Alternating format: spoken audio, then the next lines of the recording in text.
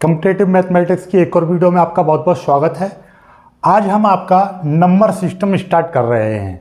हालांकि आप यानी कि परसेंटेज स्टार्ट कर लो या कोई भी मिश्रण स्टार्ट कर लो, कार्य समय स्टार्ट कर लो, कोई भी चक्रवृद्धि ब्याज, साधारण ब्याज, कोई भी चैप्टर स्टार्ट कर लो मैथमेटिक्स में, लेकिन नंबर सिस्टम यदि नहीं आता है आप पे ढंग से तो वो कोई भी चैप्टर पढ़ोगे, आप सवाल कर लोगे एग्जाम्पल देख देख कर, लेकिन वास्तविक ज्ञान नहीं हो पाएगा आपको, क्योंकि नंबर सिस्टम जैसे कि आपको पता चल रहा है संख्या पद्धति, जब तक आपको संख्याओं का नंबर्स का ज्ञान नहीं होगा तो मैथमेटिक्स पढ़ने का कोई फायदा ही नहीं है। जैसे मैं आपसे पूछने लगूं रूट संख्या क्या होती है, सबसे छोटी रूट संख्या बताओ, बताओ, कमेंट करो और वीडियो रोक कर। यदि मैं कैसे कहूँ यौगिक यानी भाज्य संख्या, सबसे छोटी भाज्य संख्या बताओ, भाज्य संख्या होती क्या है ये आपको नहीं पता, ठीक है। तो ये सारी चीज़ें आपको पता होनी चाहिए, तभी आप नंबर सिस्टम पढ़ लोगे, तभी मैथमेटिक्स आपको इजी लगने लगेगा, कुछ चीज़ें सीखो।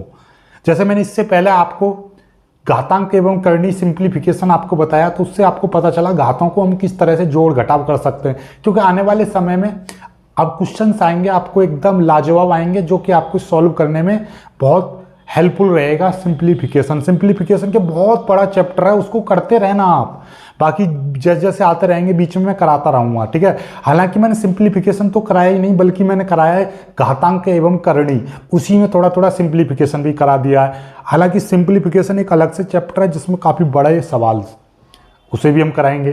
फिलहाल ये चीज़ समझो, फिर सिंप्लीफिकेशन और कर लेना, फिर उसके बाद में सीधे सीधे कार्य समय, फिर चक्रवृद्धि ब्याज, परसेंटेज, प्रतिशतता, ये सारी चीज़ें करेंगे। चलो स्टार्ट करते हैं इस चीज़ को। देखिएगा प्राकृतिक संख्या, नेचुरल नंबर क्या होते हैं आप जानते हो, इसमें बताने की कोई ज़रूरत ही नहीं है मुझे। जैसे कि 1, 2, 3, 4, 5 ये सारे नेचुरल नंबर्स हैं, इसको बताने की कोई ज़रूरत है नहीं है। पूर्ण संख्या कौन सी होती है? पूर्ण संख्या होल नंबर, इन्हीं में आप जीरो लगा दो, एक 0, 1, 2, 3, 4, इस तरह से आपका ये पूर्ण संख्या बन जाती है, ठीक है। अब आपका सम संख्या, सम संख्या क्या होती है भाई? सम संख्या आप जानते हो 2, 4, 6, 8 इस तरह से 2 से डिवाइड होने वाली संख्या। विषम संख्याएं जो 2 से डिवाइड ना हो, जैसे कि 1, 3, 5, 7 डैश। अब सबसे इंपॉर्टेंट, इसको इंपॉर्टेंट कर लीजिए भाई, इसको इंपॉर्टेंट कर लीजिए, रूढ़ संख्या या अभाज्य संख्या कौन सी होती हैं? वे संख्याएं जो या तो एक से कटें या अपने आप से स्वयं से कटें, एक को छोड़कर, वे सभी कैसी हैं? आपकी अभाज्य संख्याएं कहलाती हैं। अभाज्य संख्या समझ में आई बात? तो जैसे कि अभाज्य संख्याओं में मैं बात कर लूं भाई, आपका 1 है, 1 देखो, 1 तो 1 से ही कटेगा, 1 को मैंने छोड़ दिया है।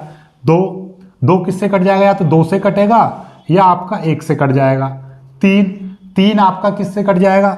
अभाज्य संख्या की बात करिए, 3 अपने 1 से कटेगा या 3 से कटेगा, और 3 के बाद में 4 देखिएगा, 4 1 से भी कट जाएगा, 2 से भी कट जाएगा और 4 से भी कट जाएगा, तो यह अभाज्य संख्या नहीं है। 5 देखिएगा, 5 1 से कट जाएगा और 5 से ही कटेगा, और किसी संख्या से नहीं कटेगा। 6 आपका किससे? 1 से कट जाएगा, 2 से कट जाएगा, 3 से कट जाएगा, तो ये भी अभाज्य संख्या नहीं है। यानी वे सभी संख्याएं वे एक से बड़ी, क्या बोला? एक से बड़ी, वे सभी संख्याएं रूढ़ संख्याएं, अभाज्य संख्याएं कहलाएंगी जो स्वयं से कटे और 1 से कटे। 1 को तो छोड़ दिया, 2 आपका 1 से कट रही है और आपका 2 से भी कट जाएगी, जिसके, या हम ये कहेंगे वे संख्या 1 से बड़ी वे सभी संख्याएं जिनके गुणनखंड केवल 2 होते हैं। 2 गुणनखंड यानी कि देखिए 2 × 1, ठीक। अब आपका तो यहाँ से 2 है, 3 है, 5 है, 7 है, 7 के बाद में आप 11, इसी तरीके की और सारी सभी ये कैसी अभाज्य संख्याएं हैं। जैसे कि देखिएगा ये 6 है, 6 हम 1 से भी कटेगा, 6 से भी कटेगा, 3 से भी कटेगा, 2 से भी कटेगा, लेकिन ये अभाज्य संख्या नहीं है। क्यों? क्योंकि हमारे पास में केवल कोई भी संख्या इस तरह से बनना चाहिए। 5 है, या तो ये 1 से कटेगी या 5 से कटेगी, यानी कोई संख्या जो या तो 1 से कटे या स्वयं से डिवाइड हो, उसी को बोलेंगे अभाज्य संख्या, ठीक। चलिएगा, तो ये चीज़ है, यानी जिसके 2 ही गुणनखंड होंगे, 1 और 5, बस ये चीज होगी। अब आगे की बात कर लेते हैं। यौगिक संख्या, यौगिक संख्या या भाज्य संख्या, यौगिक संख्या या भाज्य संख्या। तो भाज्य संख्या क्या होती हैं? एक से बड़ी वे संख्याएं जो या तो वो किससे कटे, स्वयं को छोड़कर उनका कोई एक गुणनखंड होना चाहिए। क्या? स्वयं को छोड़कर उनका कोई एक गुणनखंड होना चाहिए। जैसे कि एक है, एक से ही कटेगी और एक को तो हमने छोड़ ही दिया है। दो या तो एक से कटेगी या दो से कटेगी, ठीक है।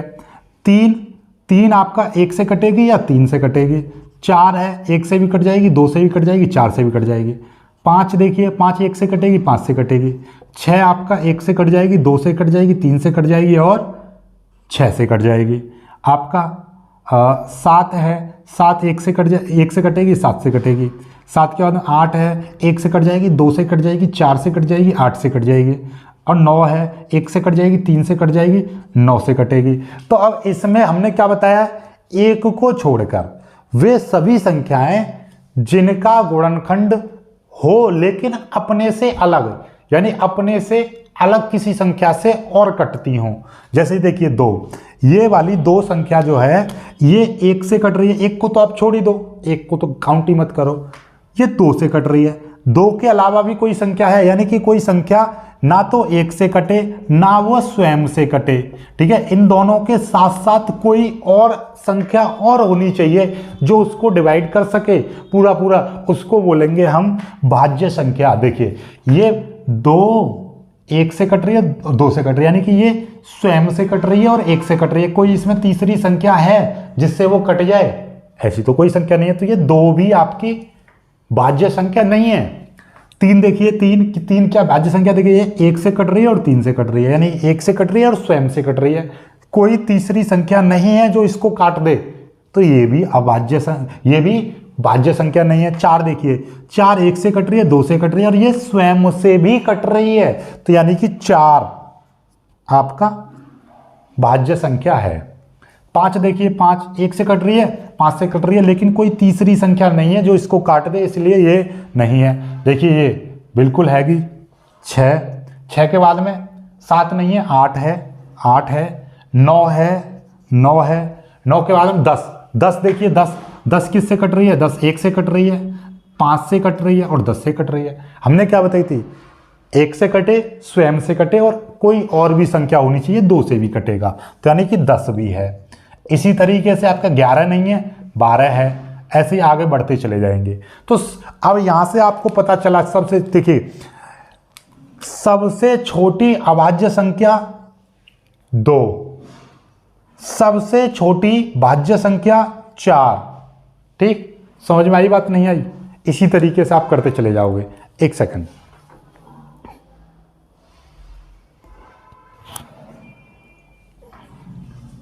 ओके।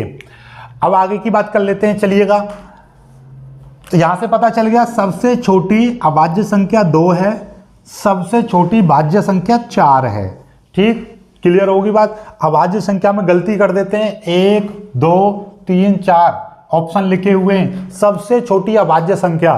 तो आप कहोगे अरे अभाज्य संख्या, ऐसे टिक लगा देते, ये हो जाता गलत। सबसे छोटी अभाज्य संख्या कौन सी है? 2 है।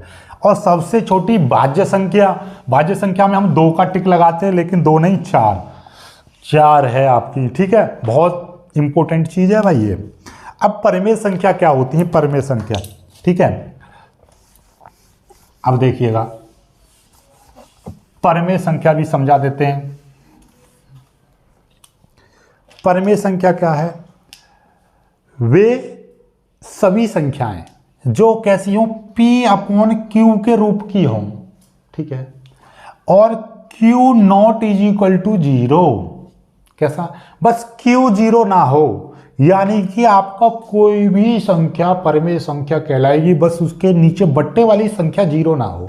जैसे कि 2/5, 7/11, -3/9 या 0/7 भी कह सकते हो, या केवल 0 भी कह सकते हो, क्योंकि यहाँ पर 0 क्या है? 1 लिखा हुआ है। ठीक है। लेकिन 7/0 ये परिमेय संख्या नहीं होगी क्योंकि यहाँ पर Q आपका 0 आ गया। बस इस वाली P/Q के रूप की संख्या हो, कुछ भी x भी -7/11 कर लीजिए, कुछ भी आपकी संख्या है, या पूरा लिख दीजिए 15, 16, -4, मतलब Q ना होना चाहिए। तो यानी कि P/Q के रूप की कोई भी संख्या जहां पर Q ≠ 0, बस Q 0 ना होना चाहिए। ठीक है, चलिएगा। अरे ये हमने मिटा दिया यहाँ से, यहाँ पे हमारा लिख रही थी अपरिमेय संख्या। ये परिमेय संख्या अपरिमेय संख्या, इरेशनल नंबर क्या होती है? ये रेशनल नंबर है भाई। ठीक है, अब आपका अपरिमेय संख्या कौन सी होती हैं? सिंपल सी बात है, जितनी भी रेशनल नंबर को छोड़कर जितने भी नंबर बचते हैं वो सारे क्या हैं? अपरिमेय संख्याएं हैं। ठीक है, अपरिमेय संख्या यानी कि रेशनल नंबर को छोड़कर। कुल मिलाकर बात यह है, x आपका यदि रेशनल नंबर नहीं है, ठीक है यार, ये लिख दीजिए, x आपका परिमेय संख्या नहीं है, तब आपका x क्या कहलाएगा? अपरिमेय संख्या कहलाएगी। कुल मिलाकर बात ये है। जैसे मोस्टली आपको परिमेय संख्या अपरिमेय संख्या रूट में मिलेंगी, √5, √3 या √2, इस तरह से ये रूट वाली संख्या मोस्टली कैसी हैं? अपरिमेय संख्याएं होती हैं। ठीक है, ओके। अब आपका चल गई, एक रह गई आपकी वास्तविक संख्या। वास्तविक संख्या क्या है? जैसे कि कोई भी x आपका वास्तविक संख्या कहलाएगी यदि हम x का स्क्वायर करें तो वो 0 से बड़ा हो या 0 के बराबर हो। 0 के बराबर आ जाए या 0 से बड़ा आ जाए x का स्क्वायर, तो x आपका वास्तविक संख्या कहलाएगी। x क्या कहलाएगी? आपका रियल नंबर कहलाएगी। अब ऐसी आपके दिमाग में आ रही है, सर ऐसी तो कोई संख्या ही नहीं है जिसका स्क्वायर करें तो वो 0 आ जाए, 0 से कम आ जाए। क्यों? देखिए, -3 का स्क्वायर करेंगे तो ये 9 आ जाएगा, और 3 का स्क्वायर करेंगे फिर भी 9 आ जाएगा।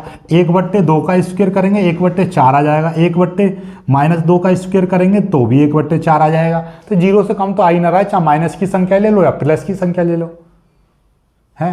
तो ये तो सभी संख्याएं वास्तविक संख्या हैं। बिल्कुल सही बोल रहे हो। लेकिन जैसे 3i है, इसका यदि हम स्क्वायर करने लगे तो कितना हो जाएगा? 9 ने 81 i², और i² का कॉम्प्लेक्स नंबर में आप पढ़ते हो i² का मान कितना होता है? -1 होता है। तो ये -81 आएगा जो कि 0 से कम है। तो जिन भी संख्याओं के साथ में i लग रहा हो या i² लग रहा हो, वे सभी संख्याएं कैसी होती हैं? वास्तविक संख्याएं नहीं होती हैं, वो आभासी संख्याएं होती हैं, वो कॉम्प्लेक्स नंबर होते हैं। ठीक है, समृद्ध संख्याएं होती हैं। ठीक है, क्लियर होगी बात? तो वे सभी संख्याएं वास्तविक संख्याएं कहलाती हैं जिनका स्क्वायर कर दें तो वो 0 के बराबर हो या 0 से बड़ा हो। ठीक है, चलिएगा। एक चीज और रह गई आपकी, पूर्णांक रह गए, पूर्णांक। ठीक है, चलिएगा, पूर्णांक और समझा देते हैं। इंटीजर्स, पूर्णांक क्या होते हैं? पूर्णांक होते हैं, देखिए, 0 भी हो, 1, 2, 3, 4, इस तरह से प्लस में भी संख्या होंगी, -1, -2, -3, इस तरह से। ये सभी क्या है? पूर्णांक हैं, जिसमें 0 से आगे के ये होते हैं ऋणात्मक पूर्णांक। ऋणात्मक पूर्णांक संख्याएं कौन सी हैं? -1, -2, -3, इस तरह से अनंत तक जाएंगी। और ये है धनात्मक। और 0 जो होती है वो ना तो धनात्मक पूर्णांक होती है ना ही ऋणात्मक होती है, ये उदासीन पूर्णांक होती है। क्या होती है? उदासीन, ये न्यूट्रल पूर्णांक होती है। ठीक है, न्यूट्रल इंटीजर्स। यदि हम बात करें पूर्णांक की, पूर्णांक में 0 भी शामिल होगा, लेकिन धनात्मक में 1, 2, 3, 4, 5 होंगे, और ऋणात्मक पूर्णांक में -1, -2, -3 इस तरह से होंगे। लेकिन जब आपसे पूछे कि 0 कैसा है, धनात्मक पूर्णांक है या ऋणात्मक, तो आप बोलोगे उदासीन पूर्णांक है। कैसा है? उदासीन। चलिएगा, तो आज की वीडियो में इतना ही समझते हैं। बाकी नंबर सिस्टम से लेकर हम कुछ सवाल आगे कराएंगे। ठीक है, चलिएगा, बहुत ही सिंपल से सवाल कराएंगे, इंपॉर्टेंट। चलिए, वीडियो को लाइक करना, अपने दोस्तों तक शेयर करना और चैनल को सब्सक्राइब जरूर कर लीजिएगा। जय।